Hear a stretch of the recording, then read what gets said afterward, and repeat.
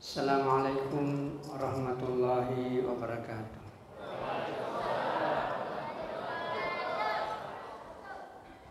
Alhamdulillah wa syukurillah wassalatu wassalamu ala rasulillah wa ala alihi wa ashabihi wa man tabi'ahum bi ihsan ila yaumiddin. Qala Allah ta'ala fi kitabihil karim wa huwa asdaqul qailin. A'udzu billahi minasy syaithanir rajim. Bismillahirrahmanirrahim. Syahrul Ramadan allazi unzila fihil Qur'an hudan lin-nasi wa bayyinatin minal huda wal furqan. Qala Rasulullah sallallahu alaihi wasallam, man shama ramadana imanan wa ihtisaban ghufira lahu ma taqaddama min dhanbihi wa qila wa ma ta'akhkhar, atau kama qala Rasulullah sallallahu alaihi wasallam. Ibu bapak-bapak jamaah tarawih Masjid Nurul Hidayah Timika yang saya muliakan, sesungguhnya Allah Subhanahu wa taala menginginkan semua manusia bahagia. Allah menginginkan semua manusia masuk surga tanpa kecuali. Dan Allah telah menentukan jalan-jalan ke surga, tinggal dilalui saja. Dan siapa yang melalui jalan kebahagiaan ini pasti dia bahagia. Tidak ada hubungannya dengan uang, tidak ada kaitannya dengan pangkat, dan tidak ada kaitannya dengan status sosial. Yang jelas siapa yang melalui jalan kebahagiaan, dia pasti akan bahagia. Hadirin yang mulia, oleh karena itu hidup ini adalah pilihan. Terserah kita memilih yang mana. Allah cuma katakan dalam Al-Quran, wahadainahun najdain. Aku bentangkan kepada manusia dua jalan. Jalan pertama menuju ke surga, jalan kedua menuju ke neraka. Aku tidak paksa manusia. Terserah Anda mau memilih jalan mana. Cuma Allah jelaskan dan Rasul pun juga mengatakan bahwa kalau kau melewati jalan pertama ini memang agak berat. Itu karena bertentangan dengan hawa nafsu. Butuh perjuangan, butuh kesabaran. Tapi Allah dan Rasulnya menjelaskan kalau kau mampu melewati jalan ini, maka engkau akan bahagia selama-lamanya. Jalan yang kedua ini memang enak untuk dilalui. Di situ ada kezaliman, di situ ada dusta, di situ ada persinahan. Terasa nikmat untuk dilalui. Tapi Allah dan Rasulnya menjelaskan, kalau kau melalui jalan kedua, di ujung perjalanan sana kau akan sengsara, tidak punya batas waktu. Tinggal kita memilih. Kita mau bahagia selamanya atau sengsara, tidak punya batas waktu. Manusia hidup di dunia ini tidak terlalu lama. Dan ada satu hal yang menjadi kenyataan, kebenaran, dan tidak satu pun orang mengingkari. Kalau Al-Quran ini kita katakan benar, ada orang mengatakan tidak benar. Tapi perlu dipahami, ketidakbenaran Al-Quran yang dikatakan oleh orang lain bukan karena Al-Quran itu tidak benar, tapi orang yang melihatnya yang tidak benar. Saya kasih contoh, taruhlah di pagi hari kita melihat matahari terbit. Kelihatannya warnanya agak kekuning-kuningan. Semua orang banyak melihat itu warna kekuning-kuningan.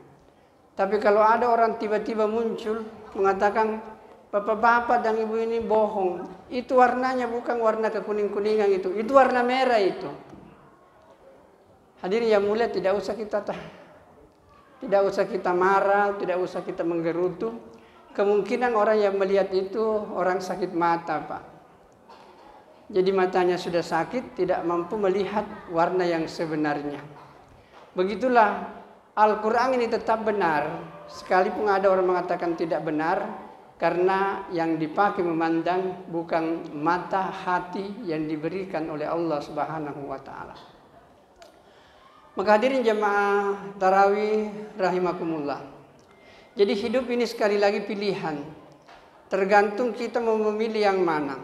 Tapi perlu dipahami, pilihan itulah yang akan kita pertanggungjawabkan nanti di akhirat. Hadirin yang mulia, jadi oleh karena itu perlu kita pahami sungguh-sungguh mana yang kita mau pilih, Pak. 60 tahun, 70 tahun taat kepada Allah.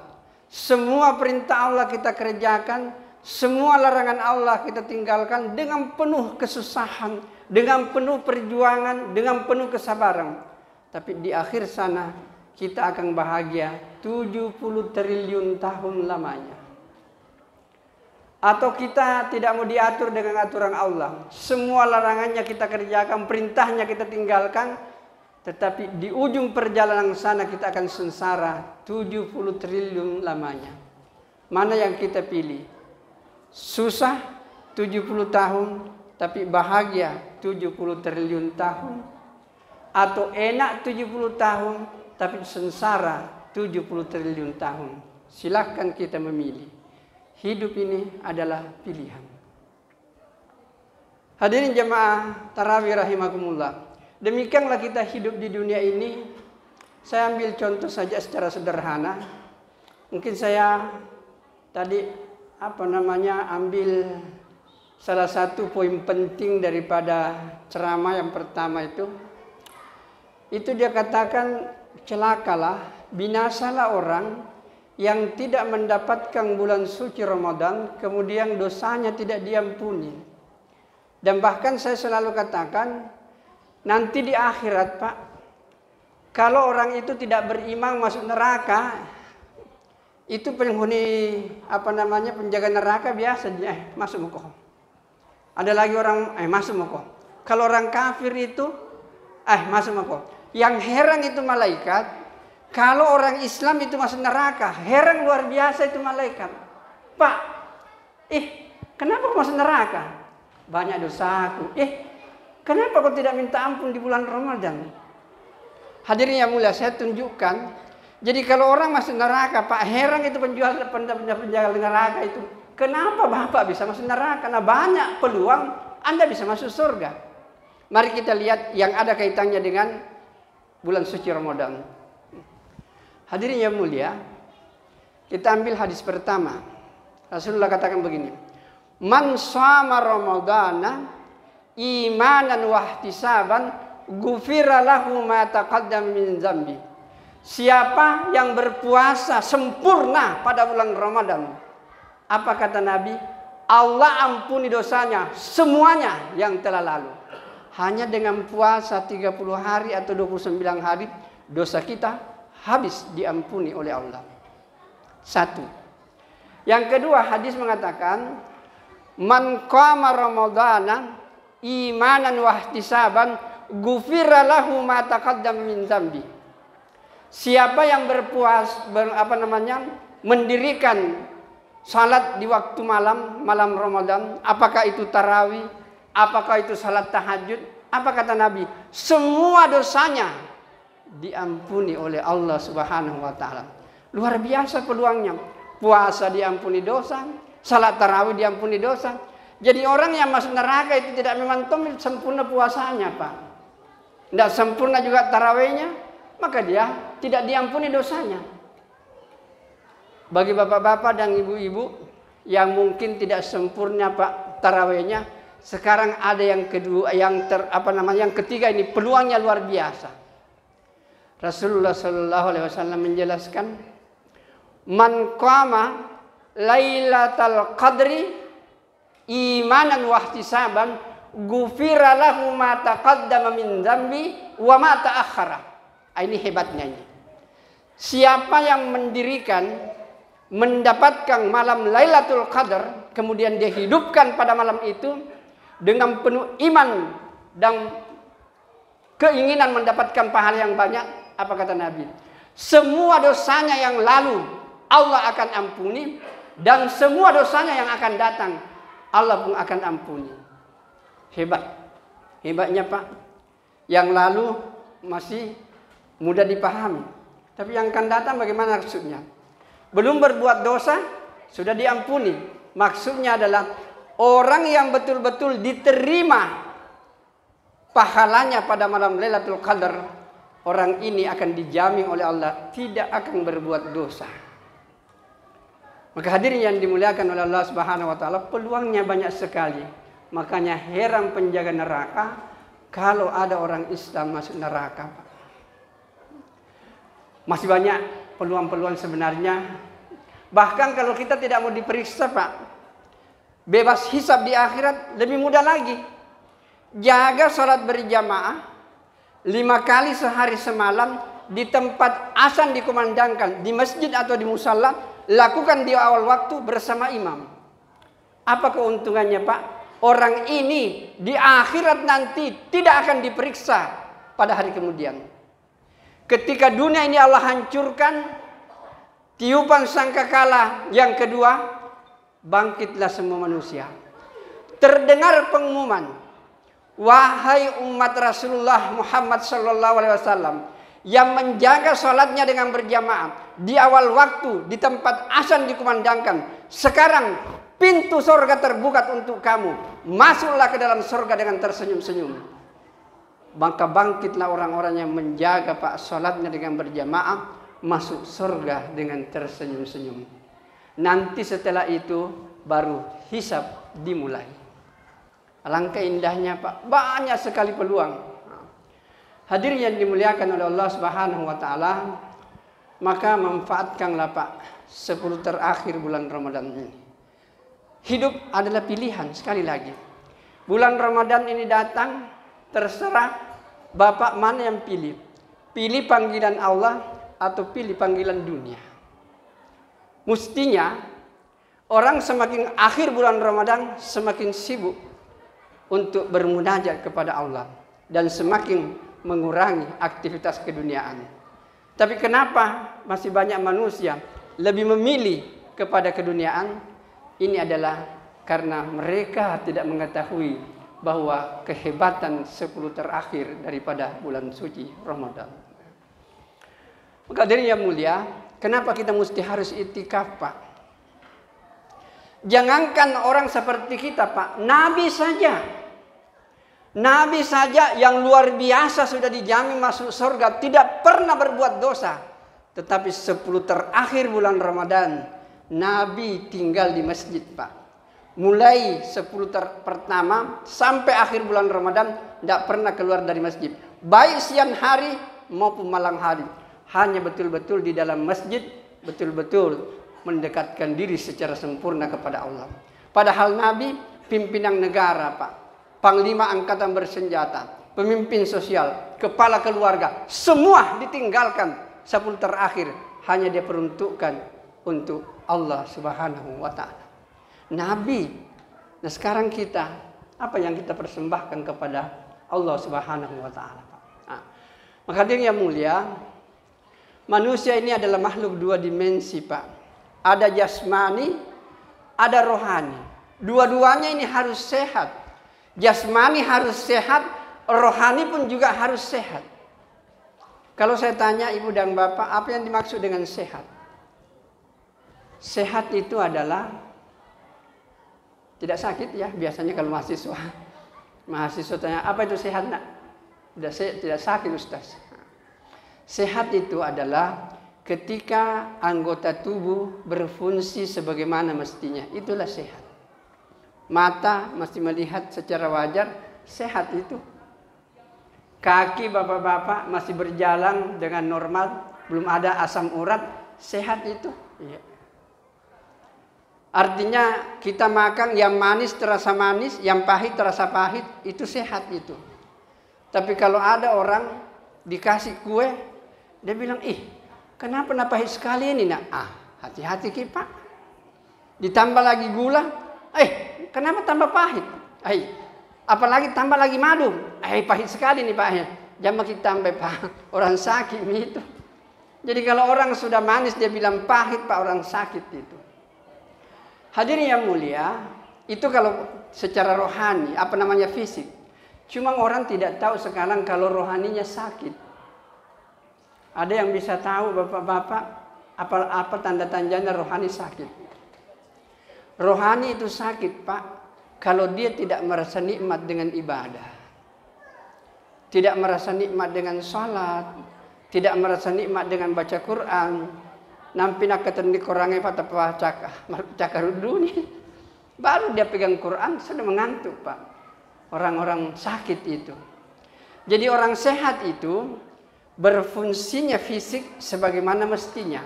Rohani pun juga berfungsi sebagai mestinya. Itulah yang disebut dengan sehat rohani. Cuma masalahnya, Ibu dan Bapak, kalau rohani ini sakit, fisik ini sakit, bagaimana jalan keluarnya? Kalau fisik ini sakit, Pak, gampang. Dibawa ke dokter, diperiksa. Kalau umpamanya agak berat, mungkin dokter mengatakan opname 3 hari. Kalau dia mengikuti nasihat dokter dan makan obat menurut dokter, insya Allah, Pak, 3 hari dia sembuh. Dan apa yang tadi dikatakan pahit, itu akan manis kembali. Cuma masalahnya, kalau rohani ini sakit, dibawa kemana, Pak? Dibawa ke dokter. Dokter, sakit kah ini? Kenapa kau sakit? Nasihat-nasihat di kuliah itu bagus di jalan tak, normal di pendengaran tak, penglihatan tak.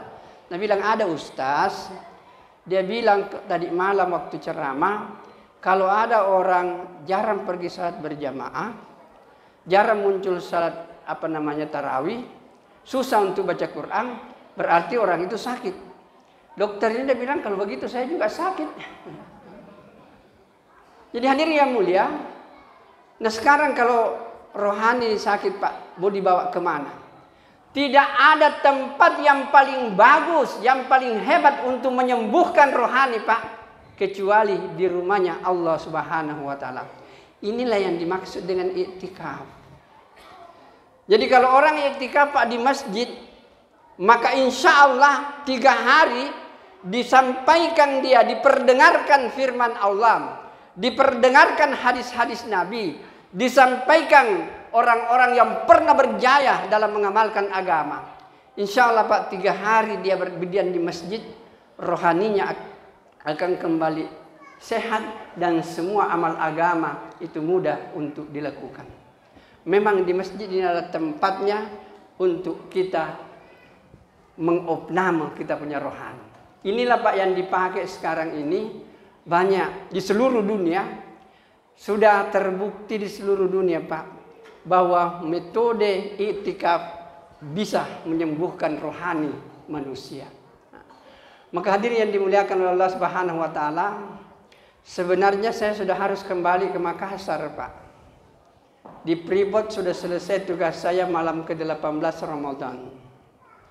Tetapi saya berpikir kalau saya kembali ke Makassar, 10 terakhir juga saya tinggalkan di rumah. Di iktikafnya juga di masjid. Maka saya mengajak di sini, tidak usah saya kembali ke Makassar. Bagaimana kalau kita memanfaatkan 10 terakhir, kita iktikaf di masjid. Kita berpindah dari satu masjid ke masjid yang lain. Ngajak orang lain untuk memanfaatkan 10 terakhir bulan Ramadan. Ternyata alhamdulillah ada kawan-kawan hampir mungkin 15 orang saya ajak untuk keliling di kota Timika ini untuk menghidupkan 10 terakhir daripada bulan suci Ramadan ini. Dan ini adalah proses penyembuhan kita punya rohani.